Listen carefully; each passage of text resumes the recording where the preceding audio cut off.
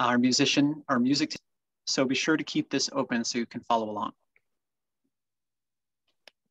We would like to extend an especially warm welcome to those who are here for the first time.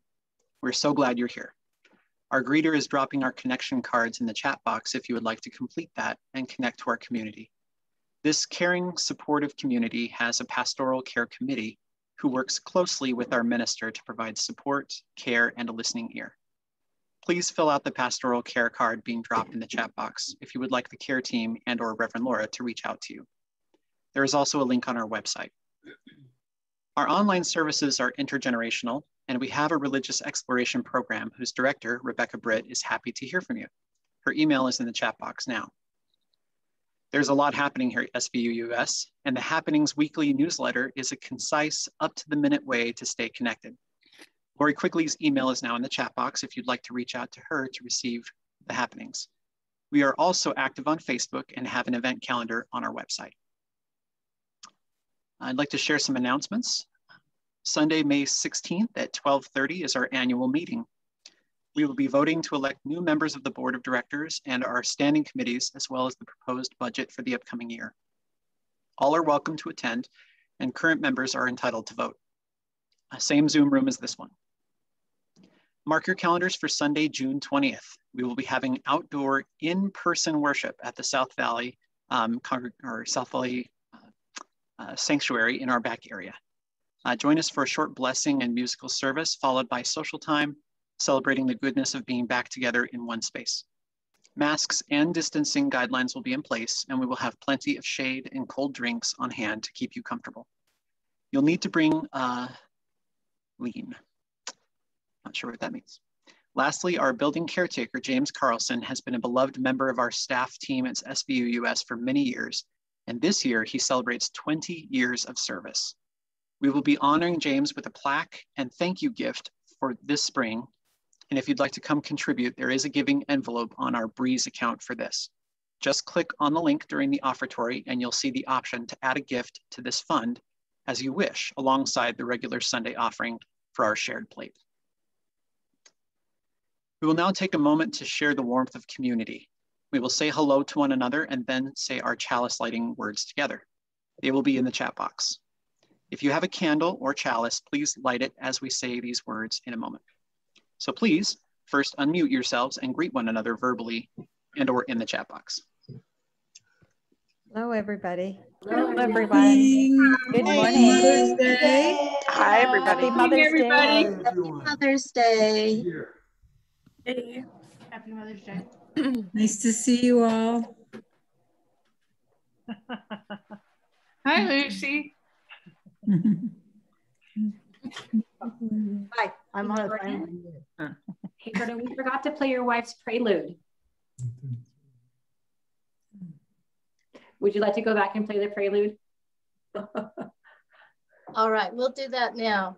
Yeah, let's go back and do the prelude because it's such a wonderful piece from your wife.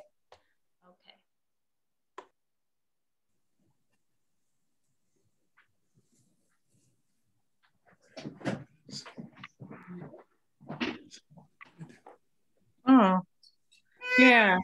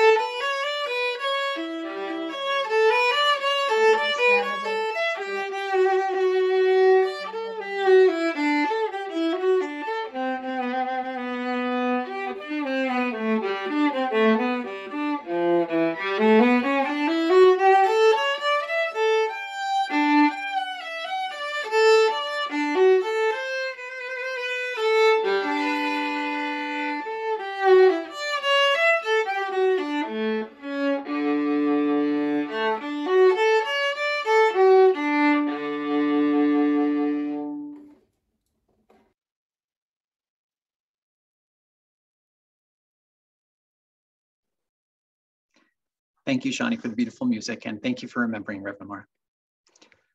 All right, let us light our chalices. We invite you to stand in body, mind, or spirit as we say our chalice lighting words, and use our actions if you want. We light this chalice for the warmth of love, for the light of truth, and for the energy of action.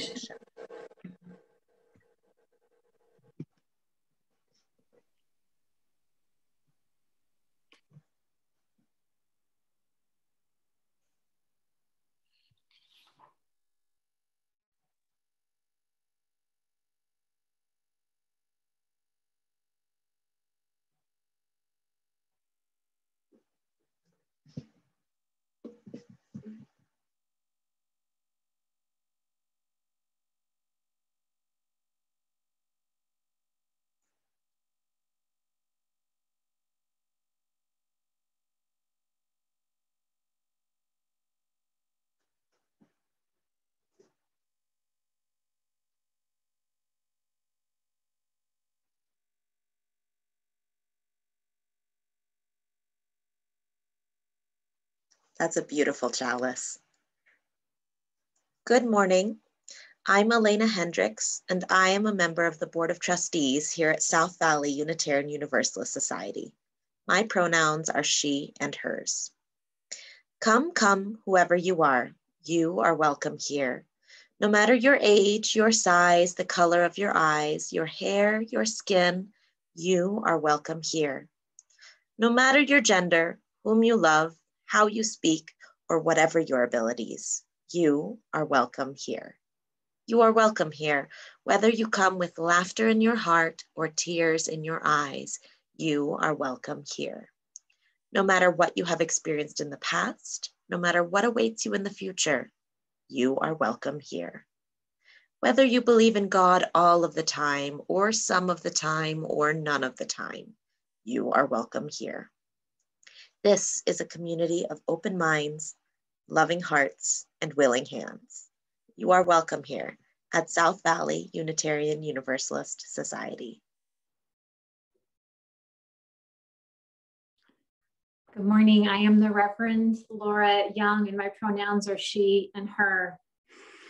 I welcome you into this space, noticing that however it is that you have interacted with mothering and motherhood or childhood in your life, that a day such as Mother's Day can be a time of vulnerability and tenderness for all of us. And I just want to name it, and to name just the complexity that is interwoven in these primary relationships that we have in our lives.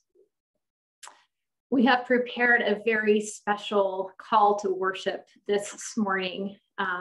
Unitarian Julia Ward Howe is officially credited with being the one who began Mother's Day, but the Mother's Day that she envisioned is far different than the carnations, card-filled, brunch-filled commercial holiday that we currently wade through on an annual basis. So I have invited 6 of you to come and join me and to read the Proclamation for Mother's Day by Julia Ward Howe. So I'll just give our Zoom runner a moment to get us all on screen.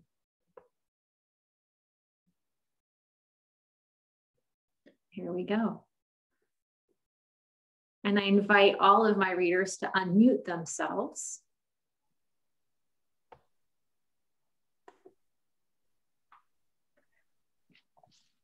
So the appeal to womanhood throughout the world, later known as the Mother's Day Proclamation by Unitarian Julia Ward Howe, was an appeal for women to unite for peace in the world.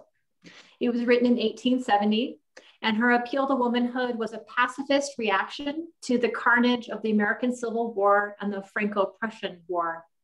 The appeal was tied to Howe's feminist conviction that women had a responsibility to shape their societies at the political level. And just a note for those of us living here in the 21st century, that was a radical idea in 1870 that women could and should have a role in the public political sphere.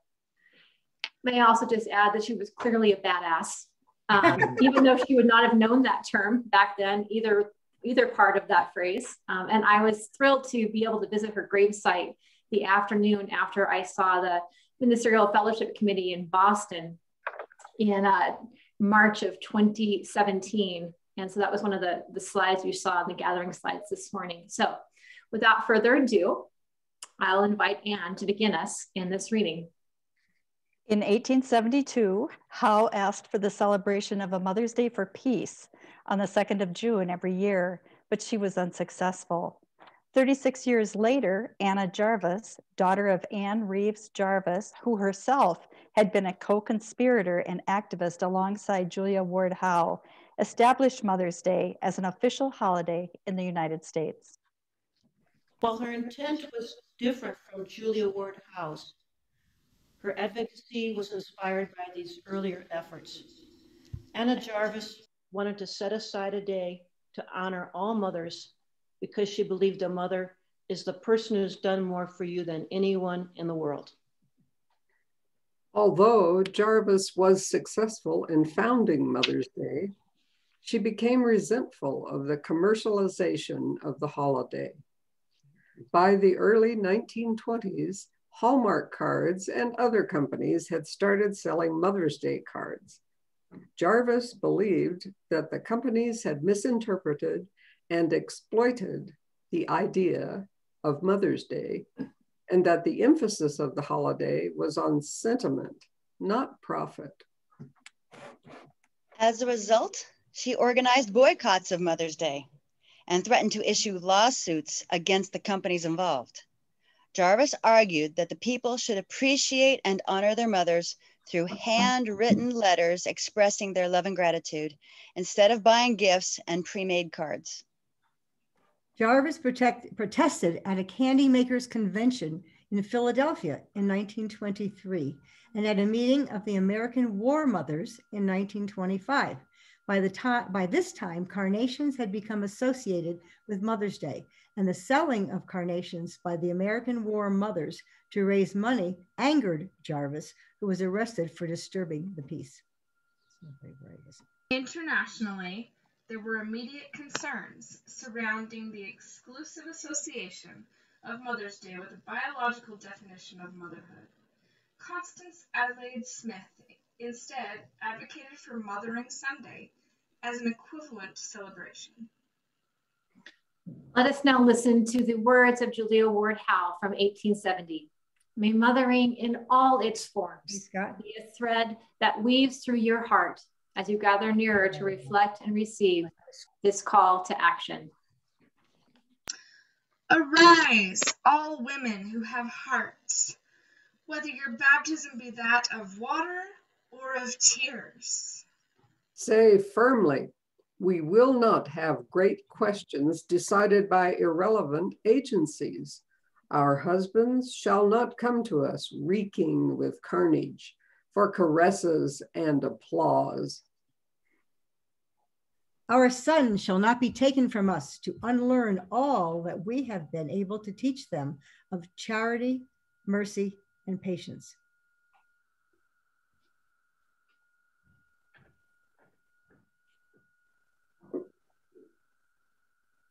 Oh, she's muted. Anne's muted. Anne, you're muted. Thank you. We, women of one country, will be too tender of those of another country to allow our sons to be trained to injure theirs. From the bosom of the devastated earth, a voice goes up with our own.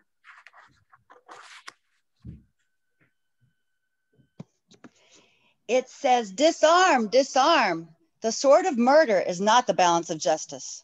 Blood does not wipe out dishonor, nor violence vindicate possession. As men have often forsaken the plow and the anvil at the summons of war, let women now leave all that may be left of home for a great and earnest day of council. Let them meet first as women to bewail and commemorate the dead. Let them then solemnly take counsel with each other as to the means whereby the great human family can live in peace. Man as the brother of man, each bearing after his own kind the sacred impress, not of Caesar, but of God. And so ends our reading of Julia Ward's Howe's original Mother's Day proclamation.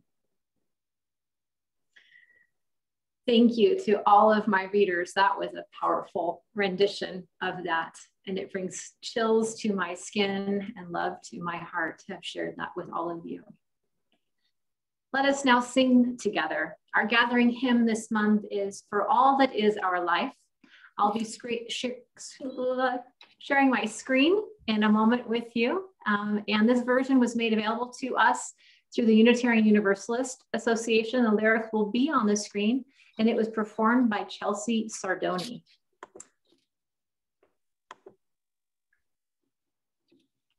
Just a second though, while I get it queued up.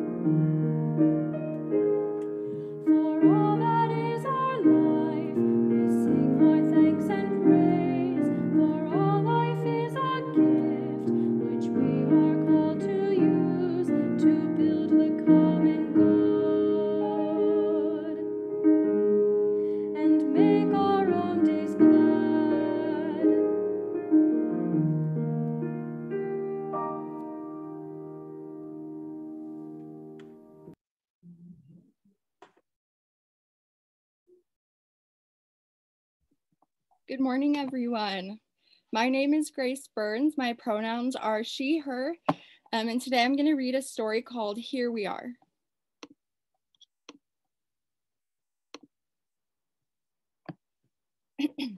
Well, hello. Welcome to this planet. We call it Earth. It is the big globe floating in space on which we live. We're glad you found us, as space is very big. There is much to see and do here on Earth, so let's get started with a quick tour. The planet is basically made up of two parts, the land and the sea. First, let's talk about the land. It is what we are standing on right now. We know lots about the land. Then there is the sea, which is full of wonderful things. We know a bit about the sea, but we'll talk some more about that once you've learned to swim.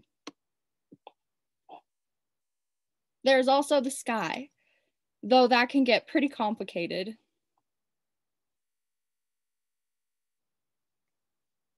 On our planet, there are people. One people is a person. You are a person. You have a body.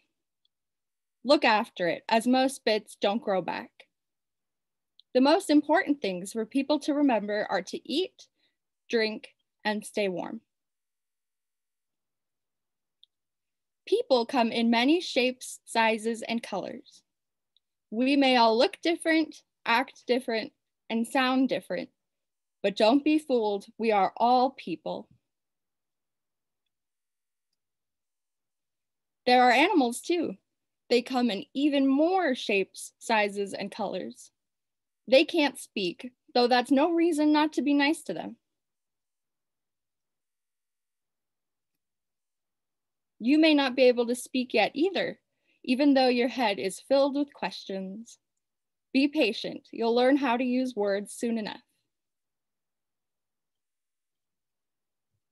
Generally, how it works is that when the sun is out, it's daytime and we do stuff. The rest of the time is night, when it's dark, save for the moon, and we sleep. Things can sometimes move slowly here on Earth. More often, though, they move quickly, so use your time well. It will be gone before you know it. Though we have come a long way, we haven't quite worked everything out, so there is plenty left for you to do. You will figure lots of things out for yourself. Just remember to leave notes for everyone else. It looks big, Earth, but there are lots of us on here, so be kind. There is enough for everyone. Well, that is planet Earth. Make sure you look after it, as it's all we've got. Now, if you need to know anything else, just ask. I won't be far away. And when I'm not around, you can always ask someone else. You're never alone on Earth.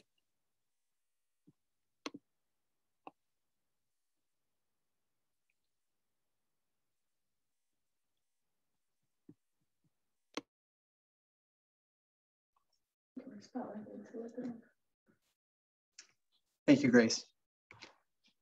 This community, our church and its many ministries, are only made possible by the gifts you give of your time, your talent, and your treasure. Many of you pledge monthly to support our work, and for this we are grateful. Your gifts help ensure that we are able to live our values of love and justice in the world outside. We use Breeze to collect Sunday offerings online, and the link is in the chat box now. Part of our ministry at South Valley includes sharing our Sunday worship offerings with a charitable organization that aligns with our principles and values. Your gift today will support the work of South Valley and Encircle. Encircle was started in 2016 to help LGBTQ+ youth survive homophobia in the predominantly Mormon communities of Utah, and to help Mormons become more accepting of LGBTQ+ people. Encircle has locations in Provo, Salt Lake City, St. George, and soon in Heber and Las Vegas, and provides support and counseling to over 900 people each month. As a decidedly LGBTQ+ affirming congregation, we wholeheartedly support the work of Encircle. Please give generously. And please say our offering words with me if you're willing and able. We'll drop those in the chat box now. We are this church. We are its hands, its heart, its voice. Together, we share the wealth of this community and sustain it with our gifts.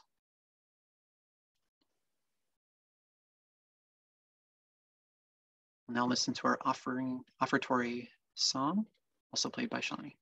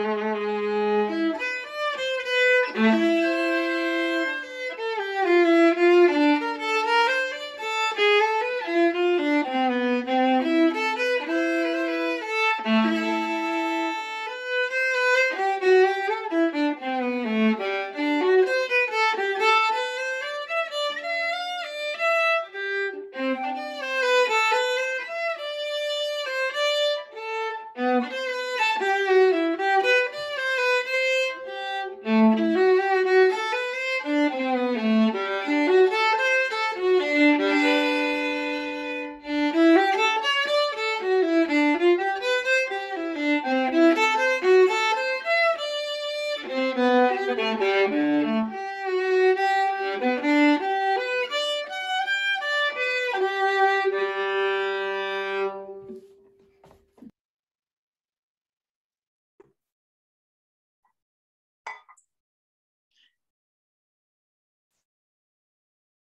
all that we have received and all we have found the courage to give, may we be truly grateful. May these gifts be a blessing to South Valley and to the work of Encircle.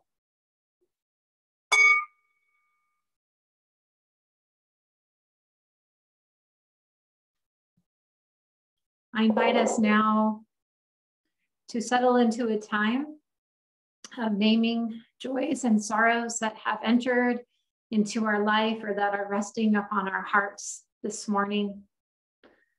Jordan's family will be adding stones to the water for us. You're invited to use the chat box. I'm going to invite you now just to come into a time of silent reflection. And I will lead you out of this with a blessing that I wrote earlier this month for Nurses Week, which began on May 9th. Join me now just in a time of silent reflection, meditation, or prayer, connecting to that which is sacred in your heart and the way that feels best for you.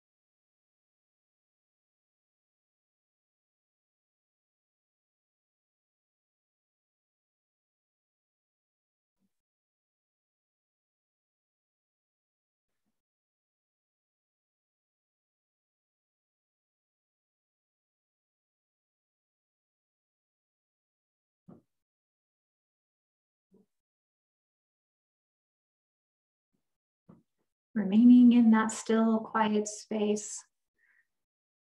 What a miracle it is to be able to hold silence, even on Zoom, as a community. A blessing for nurses and healthcare providers in honor of Nurses Week 2021. This piece is called Some Kind of Blessing. I wish to give you some kind of blessing, perhaps. But what is it for me to bless you? In a time such as this, have not your hands, your eyes, your sweat, your tears, the marrow and grit of your life's blood done enough already? Done the work that I now seek offering back to you? You have been asked for too much, perhaps already. Pleasantries, banalities, routine, and somewhat forgettable thank you for your service, banners and signs, well, nice, do not cover the enormity of your sacrifice or that of your loved ones who have had to let you go into this time with no guarantee of your secure return. Yet I wish to offer you some kind of blessing nevertheless. Some kind of blessing that peeks around the corner of your awareness, underneath the layers of PPE and around your tired eyes and sore back, beyond your well-earned dark humor. Your warrior-like stance that says yes, despite it all.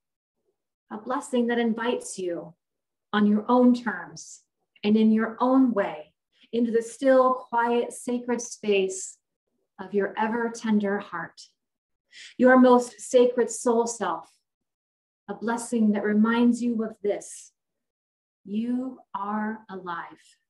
And this moment is the perfect moment to arrive home to yourself once again. All you need do is breathe. And I will do the same. And together, we will breathe this blessing into being. So you see, the work of blessing is just this: arrival via the breath into this ever-present moment of now, trusting The breath to remind you that you are already enough. You are already whole. You are already holy, holy, whole, and wholly blessed. May this blessing be a salve, a bridge, a beacon, and a raft, taking you to that innermost island of the heart where you know, beyond a shadow of a doubt, you are loved beyond belief. You matter, and we are greatly blessed by your presence in the world. Thank you to all of our healthcare workers that do the hard work throughout this time and this place. Amen.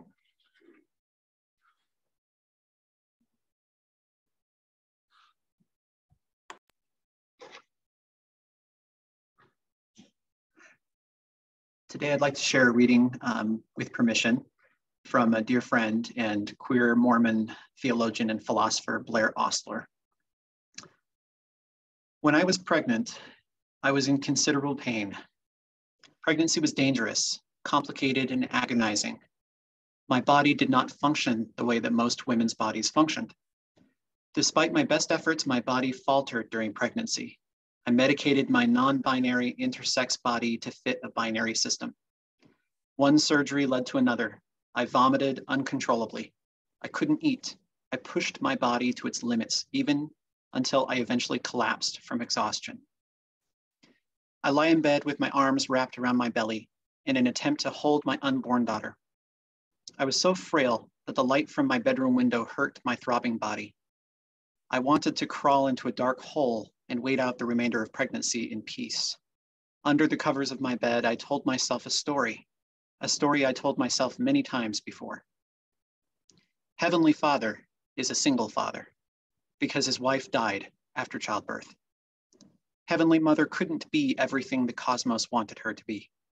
She couldn't even be what she wanted to be. She was intersex. No matter how hard she tried, with all of the technology and magic at her disposal, she would never fit into the binary category she was assigned. She gave life to the world in an honorable effort to fulfill her role, and once she completed her task, she exhaled one last time before disappearing into nothingness. I wish I could go back in time to hug that poor mother, hiding under the covers during a time of immense physical and psychological trauma. She had one story to describe her experience, yes, but she didn't realize there was more to the story than the binary version she was told. Heavenly Mother didn't die during childbirth. She transformed. She completed one task, yes, but the cosmos called her elsewhere. She was called to vistas outside the limited scope of binary languages, stories, labels, and prospects. She was capable of anything and everything. Her survival was a living testament to the morphological freedom and godly transformations. She didn't abandon the role of motherhood. She expanded it. Her expansiveness is unimaginable to mere mortal minds. Her reach has no end, and eternal is her name. She has a body as tangible as yours and mine, but it is glorified beyond binary expectations and limitations. She is Alpha and Omega. She is what she is. She will become as she chooses to become. She is not dead. She is liberated.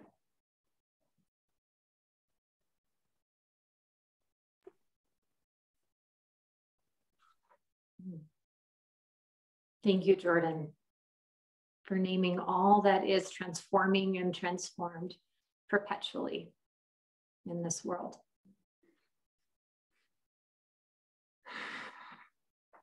It's complicated, this mother's thing.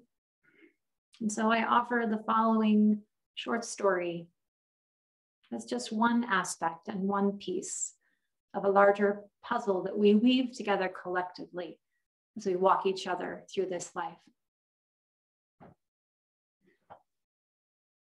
What is your race number? 607, I say. Your age? 38. A friendly volunteer bends down and marks the back of my leg with a large black Sharpie pen. And I shiver, but not from the chilly morning air. I feel exposed and vulnerable, but there doesn't seem to be another option. So The marking done, I finished setting up my bike and grab my goggles and make my way to the starting line of the mini triathlon. Swimming, biking, and running. And the running is the worst part for me. I hate running. My legs feel like lead and my knee is hurting, but I push on to the end. I am 38 years old. I take occasional comfort when someone half my age passes me. Must be their youth that makes that possible, I think. But my theory falls apart, of course, when I am passed by people twice my age. And the last half mile is excruciating. And I have to imagine that I'm pulling myself along on ropes like a cross-country skier. And at last I trudge past that finish line and my family surrounds me and I rest knowing that I did something, perhaps good, that day. Now, many people joke about turning 40. Over the hill, they say, and into old age. And while others fear turning older, I couldn't wait then to turn 40. I didn't fear 40. I feared 42. For my mother was 42 when she passed away, and I had been 17. And the time in between 17 and 42 was filled with all the milestones of life.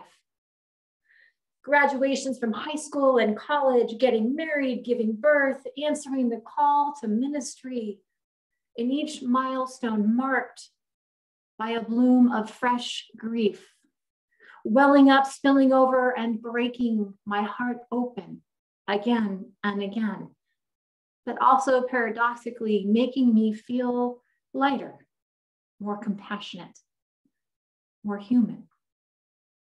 When I turned 34, I remember passing that marker of living longer without her than I lived with her. And that was hard. My life stretching out before me without her. And I remember when my own daughter turned 17 and how tender that felt. How I wasn't sure how to be the mother of an older daughter. But really, 42 was the big one in my mind back at 38, 39, and 40. I watched it come for me for over a decade, and each birthday was marked by its closeness to that magic number.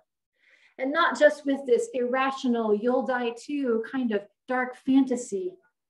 No, the fear that woke me up in the night back then was the fear that my life wouldn't matter that much when it was done. That I might run out of time to make something of myself, and if I didn't, then I would have failed, both of us.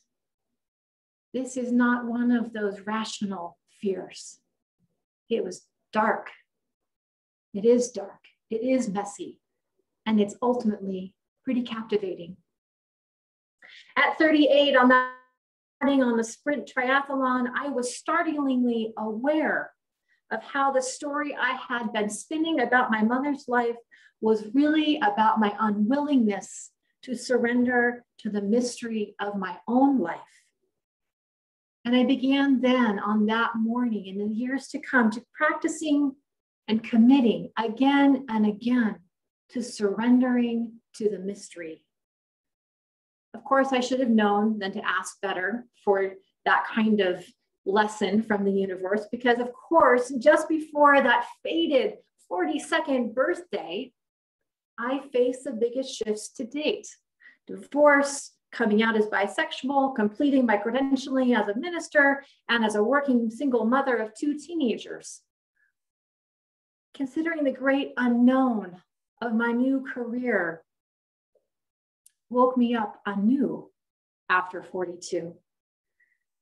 But those changes and the lessons I pulled from them also paradoxically marked in some ways the passage from being mothered by others who had been coming into my life along the way in the wake of my own mother's passing into the full embrace of learning to mother myself as a beloved child of the universe. This turn of learning to mother ourselves Learning to tune into our own hearts seems to entail getting quiet enough, observant enough, and vulnerable enough to notice and truly notice and hear our own life love force, breathing quietly and compassionately. And it seems to be that that turn calls us to respond to our own selves with ever deeper responses of compassion and love and care. Now, some of us were given a roadmap for how to do this. It was a gift given to us as children abundantly by the ones who gave us birth. Some of us had pieces of this roadmap that more or less filled us with enough information that we could get by. And others of us endured a childhood that was fraught with pain or neglect, abuse, and loss. And each of us must make peace with that relationship or set of relationships as we move into our adulthood. This place, this community, is designed to be a place where those stories can be heard, can be held, can be witnessed, so that as we move along through our adulthood, regardless of what kind of mothering we did or didn't have or do or don't do, that we all can experience the gifts of being held in a beloved community of care and compassion. So however your story has unfolded, however complicated, your resilient scrappiness along the way is noted here in this moment and in this day by this community. Each of us is worthy of respect, kindness, and love. And part of the work, again, of this community is to make space for that healing to occur. And that is what I call us to do today on this Mother's Day in 2021. To engage with one another in the communal work of creating space for the care of our tender and vulnerable hearts, to care for one another and to create gracious space that knows what compassionate mothering really entails. I think of our hymn, Spirit of Life, and how its first line is a call for the stirring of compassion. And how, in order to make it through that line and the song well, you gotta breathe deeply. In the ancient Jewish tradition, the word for the womb is rahamim, and it is the womb of God, and it is the place where compassion is stirred. And so from that hymn to the biblical tradition, the pre-biblical tradition, I should say, of the ancient Israelites, that calls us to remember that all you need do is breathe in order to find and connect to the compassion within, that source of mothering that we all hold in the center of our belly.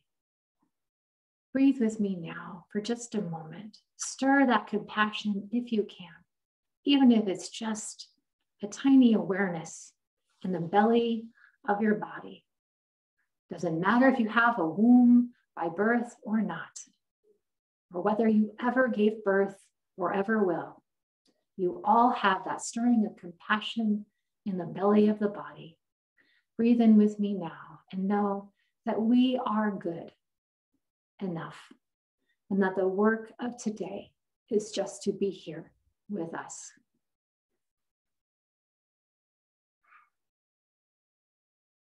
And I invite you in this space of quietness just to remember the words of that hymn. Maybe hum it silently to yourself as you breathe.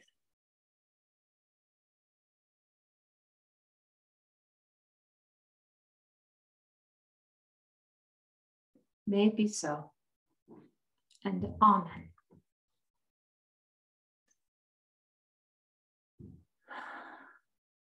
Let's go into our final hymn for this morning.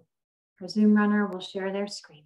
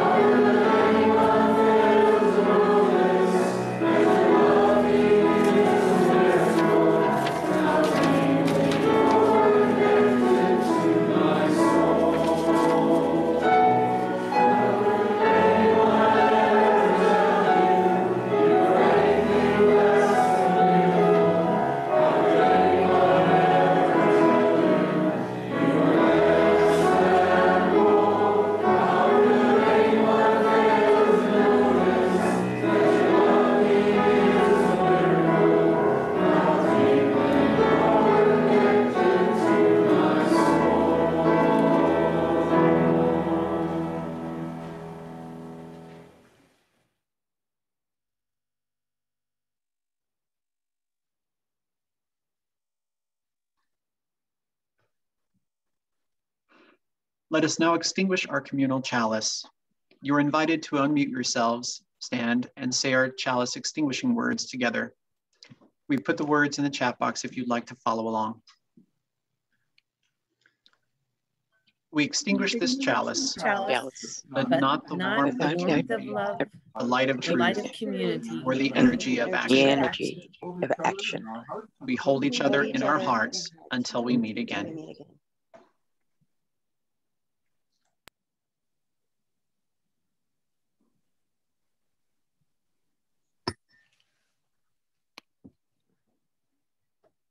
Our postlude this morning is the final movement of the first suite in G major by Johann Sebastian Bach, played by Shawnee Roberts.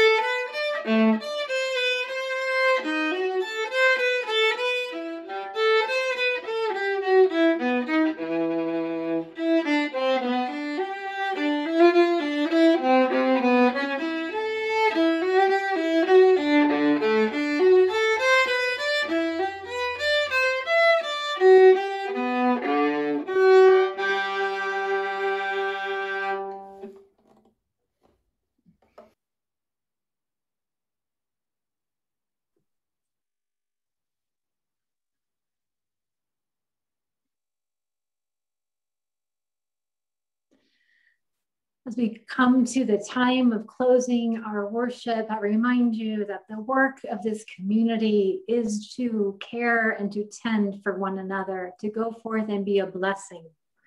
I'll leave you with a small reading from Starhawk, who writes, "Earth Mother, Star Mother, you who are called by 1,000 names, within us you dance forever. Earth Mother, Star Mother, you who are called by 1,000 names, you dance within us forever." May the spirit of joy be with you today and in the days to come until we gather again in sacred community. We'll take a short break and then we'll come back after our postlude for our social time.